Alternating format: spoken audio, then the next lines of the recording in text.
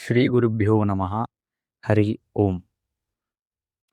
ಶ್ರೀಮದಾನಂದ ತೀರ್ಥ ಭಗವತ್ಪಾದಾಚಾರ್ಯರು ರಚಿಸಿದ 37 ಗ್ರಂಥಗಳಲ್ಲಿ ಒಂದಾದ ಗ್ರಂಥ ಶ್ರೀ ನರಸಿಂಹ ನಖಸ್ತುತಿ ಅನ್ನುವಂತಹ ಗ್ರಂಥ. ಬಹಳ ಅದ್ಭುತವಾದಂತಹ ಗ್ರಂಥಗಳು. ತಮ್ಮ ಸಿದ್ಧಾಂತವನ್ನು 2 ಶ್ಲೋಕಗಳಲ್ಲಿ ತಾವು ಅದ್ಭುತವಾಗಿ ಆಚಾರ್ಯರು ತಿಳಿಸ್ತಾರೆ. ದೇವರಿಗೆ, ದೇವರ ಅವಯವಕ್ಕೆ ಯಾವುದೇ ತರಹದ ಭೇದ ಇಲ್ಲ, ಅತ್ಯಂತ ಅಭೇದವೇ ಇದೆ ಎಂಬುವುದು ಶ್ರೀಮದ್ ಆಚಾರ್ಯರ ಸಿದ್ಧಾಂತ.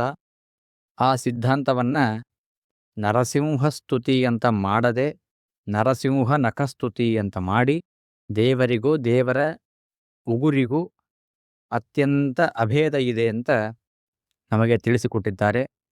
ಈ ಗ್ರಂಥವನ್ನು ಮಾಡಲಿಕ್ಕೆ ಹಿನ್ನೆಲೆ ಏನು ಅಂತಂದರೆ, ಪಂಡಿತಾಚಾರ್ಯರು ಆಚಾರ್ಯರ ಬಳಿಯಲ್ಲಿ ತಾವು 15 ದಿನ ವಾಕ್ಯಾರ್ಥವನ್ನು ಮಾಡಿ, ತಾವು ಅವರಲ್ಲಿ ಶರಣಾಗತರಾಗಿ ಪದಪದ್ಮ ರಜೋದಾಸ್ಯಂ ಧ್ರುವಂ ಮೇ ದೀಯತಾಮಿತಿ ಅಂತ ಪ್ರಾರ್ಥನೆ ಮಾಡಿ ಆಚಾರ್ಯರಲ್ಲಿ ಶಿಷ್ಯತ್ವವನ್ನು ವಹಿಸಿದರು ಅಂತ ನಾವು ಸುಮಧ್ವ ವಿಜಯದ 15ನೇ ಸರ್ಗದಲ್ಲಿ ನಾವು ಕೇಳುತ್ತೇವೆ. ಆ ನಂತರ ತಾವು ವಿಶೇಷವಾಗಿ ಭಾಷ್ಯಾದಿ ಗ್ರಂಥಗಳ ಶ್ರವಣವನ್ನು ಮಾಡ್ತಾರೆ.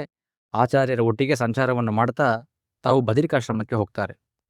ಅಲ್ಲಿ ಹೋದಾಗ ಆಚಾರ್ಯರು ನಾರಾಯಣನ ಪೂಜೆಯನ್ನು ತಾವು ಏಕಾಂತದಲ್ಲಿ ಬಾಗಿಲನ್ನು ಹಾಕಿಕೊಂಡು ಮಾಡ್ತಾ ಇರುವಂತಹ ಸಂದರ್ಭದಲ್ಲಿ ಆಚಾರ್ಯರು ಒಳಗಡೆ ಏನು ಮಾಡ್ತಾ ಇದ್ದಾರೆ ಅಂತನ್ನುವಂತಹ ಒಂದು ಕುತೂಹಲದಿಂದ ತಾವು ಬಾಗಿಲನ್ನು ತೆಗೆದು ತಾವು ನೋಡ್ತಾರೆ.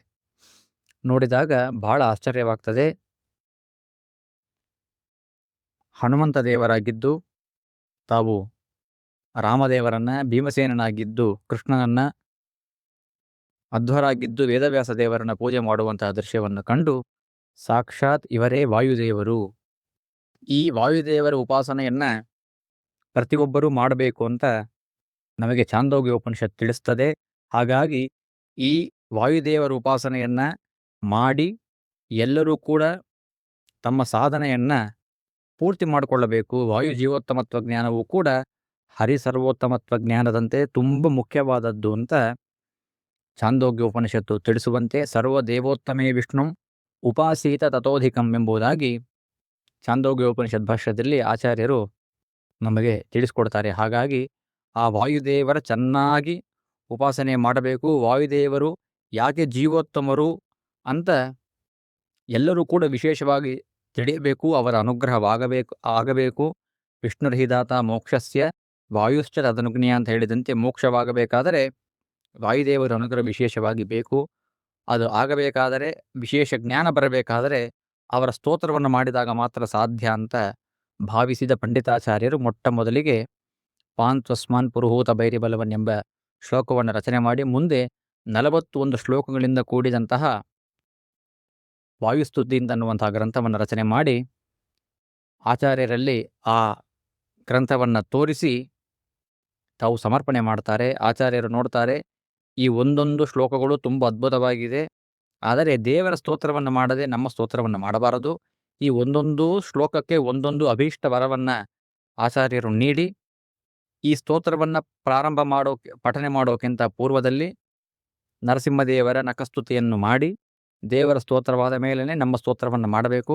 ಆ ನಂತರದಲ್ಲಿ ಮತ್ತೆ ದೇವರ ಸ್ತೋತ್ರವನ್ನೇ ಮಾಡಿ ಸಂಪುಟಾಕಾರದಿಂದ ಈ ಗ್ರಂಥವನ್ನು ಪಾರಾಯಣ ಮಾಡುವವರಿಗೆ ಎಲ್ಲ ಅಭಿಷ್ಟಗಳನ್ನು ಭಗವಂತ ಕೊಡ್ತಾನೆ ಅಂತ ನಖಸ್ತುತಿ 2 ಶ್ಲೋಕ ಪಾರಾಯಣ ಮಾಡುವವರಿಗೆ ಸಕಲಾಭಿಷ್ಟ ನಿವಾರಣೆ ಆಗತ್ತೆ ಅಂತನ್ನೋದರಲ್ಲಿ ಯಾವ ಸಂದೇಹ ಇಲ್ಲ. ಹಾಗೆ ಒಂದೊಂದು ಶ್ಲೋಕಗಳಿಗೆ, ವಾಯುಸ್ತುತಿ ಶ್ಲೋಕಕ್ಕೂ ಕೂಡ ಒಂದೊಂದು ಫಲವನ್ನು ಆಚಾರ್ಯರೇ ನೀಡಿ ಪಂಡಿತಾಚಾರ್ಯರಿಗೆ ಅನುಗ್ರಹ ಮಾಡಿದ್ದಾರೆ ಅಂತ ನಾವು ಈ ನಖಸ್ತುತಿಯ ಹಿನ್ನೆಲೆಯಲ್ಲಿ ಏನು ಇತಿಹಾಸ ಇದೆ ಅಂತನ್ನೋದನ್ನು ನಾವು ಪಂಡಿತಾಚಾರ್ಯರ ಚರಿತ್ರೆಯಲ್ಲಿ ತಿಳಿತೇವೆ. ಅಂತಹ ಪುಟ್ಟ ಕೃತಿಯಾಗಿದ್ದರೂ ಅತ್ಯದ್ಭುತವಾದಂತಹ ಒಂದು ಗ್ರಂಥ ಅಂತಂದರೆ ಇದು ನರಸಿಂಹ ನಖಸ್ತುತಿ. ಈ ನರಸಿಂಹ ನಖಸ್ತುತಿಯನ್ನು ನಮ್ಮ ಮಾಧ್ವರಲ್ಲಿ ಪ್ರಾಯ ಪ್ರತಿನಿತ್ಯ ಎಲ್ಲರೂ ಕೂಡ ಅವಶ್ಯವಾಗಿ ಪಾರಾಯಣ ಮಾಡುವಂತಹ ಒಂದು ಸರ್ವಮೂಲದಲ್ಲಿ ಅಂತರ್ಗತವಾದ ಒಂದು ಗ್ರಂಥ ಅಂತ ನಾವು ಹೇಳಿದರೆ ಅದು ತಪ್ಪಾಗಲಿಕ್ಕಿಲ್ಲ.